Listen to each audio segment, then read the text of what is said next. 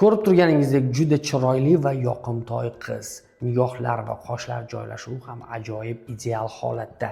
Hech qanday protsedura va operatsiyalarga ko'rsatmalar yo'q.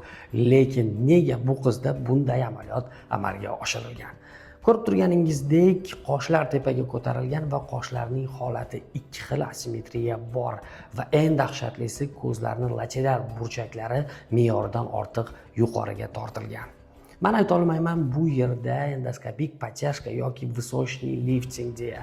Menimcha bu yerda bir nechta nitsalar orqali me'yordan ortiq yuqoriga tortilgan. Men aytishim mumkin, sohib jamoldan prosta maxluqga aylantirishgan. Men bir narsani tushunmayman. Plastik xirurg yoki kosmetolog kim qilganini va bunday operatsiyalar nega qilishadi va nega internet tarmog'iga joylashadi? Estetik amaliyotlar bunday maqsadda foydalanilmaydi. Prosta dahshat.